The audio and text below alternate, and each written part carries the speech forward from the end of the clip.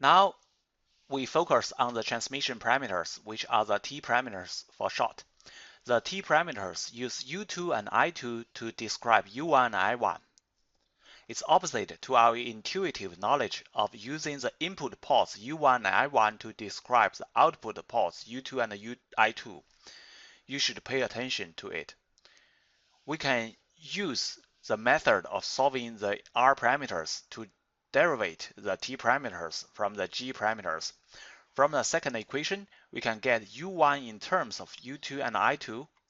In fact, this is the first equation of the T parameters. Substituting this equation into the first equation and eliminating U1, we get I1 in terms of U2 and I2.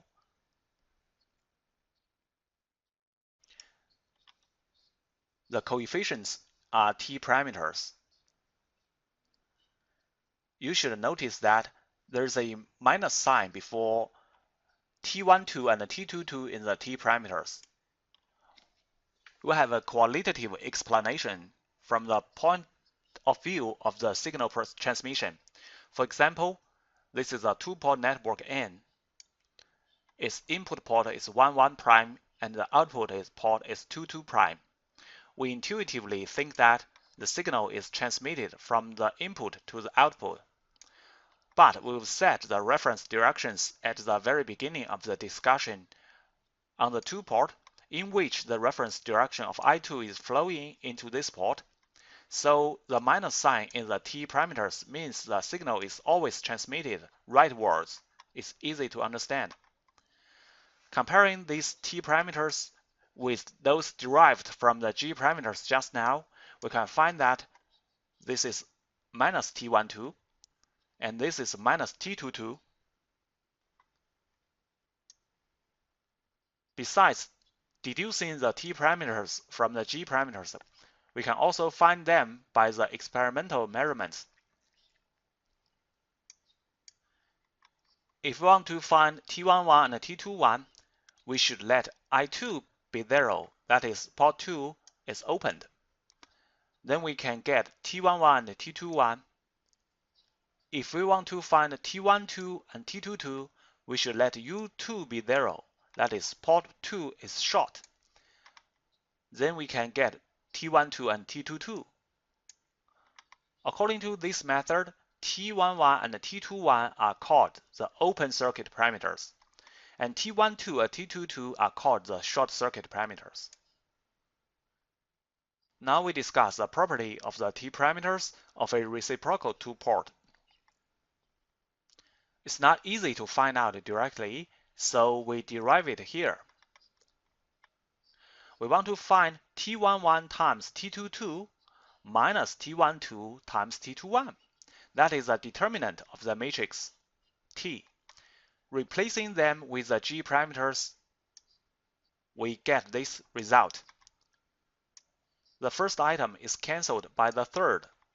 For the reciprocal two-port, it's G12 equals G21, so the determinant of the matrix T equals 1. It is a characteristic of the T parameters of the reciprocal two-port. For the symmetrical two-port, besides T11 times T22 minus T12 times T21 is 0, is 1, is there any other characteristics?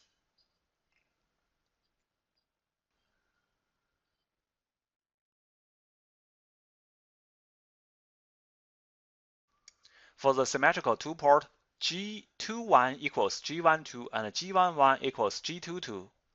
G11 equals G22 means T11 equals T22.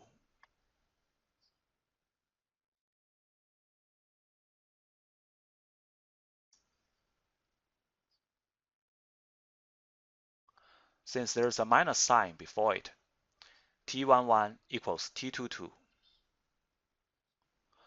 These are the two conditions of the T parameters that the symmetrical two-port should satisfy. At last, we briefly introduce the hybrid parameters. The H parameters are often used to describe the equivalent circuits of the transistors.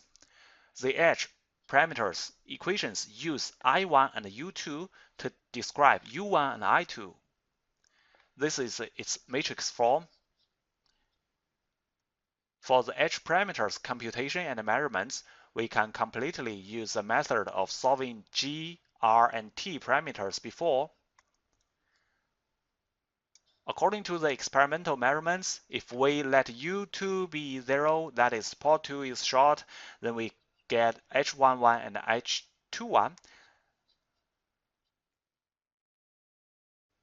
Letting I1 be 0, that is port 1 is open, we get H12 and H22. Finally, we introduce the characteristic of the H parameters of the reciprocal 2-port.